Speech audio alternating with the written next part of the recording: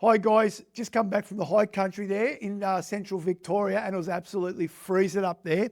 But as I've come in my driveway, one of my alerts has gone off on my TradingView charting platform, and it was for Palantir, PLTR. So I've just taken a long position. I just ended half a position there at 126, just under 126. And what I will do is add the other half if we get a retrace of that bottoming tail. I want to show you all the reasons why I got into this trade.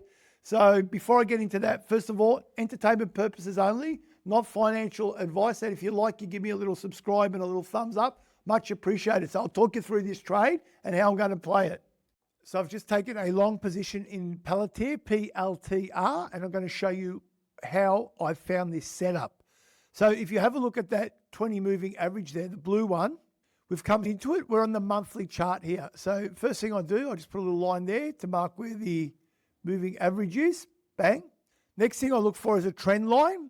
I can see if I draw a nice trend line from here to here. Next thing I look at is the daily chart.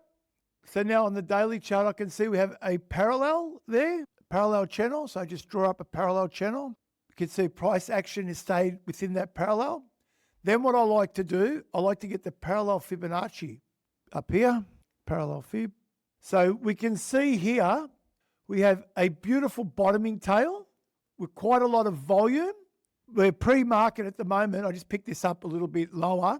We're pre-market at the moment. And how I'll trade this, I'm a half a position in. And what I'll do, I'll just measure this here. I'll take another half a position. If we get a retrace to the 50% around there, around 125, I'll add another half. And what I'll do, if we get a daily close below here, below the bottom of that bottoming tail, I will stop out. Now on this trade, I'm not looking for much. I'm only looking for about 6%. Get up to the top of that red candle there. So I'll probably be trying to get out at around 137. So that's my Palantir trade. Thanks guys for watching.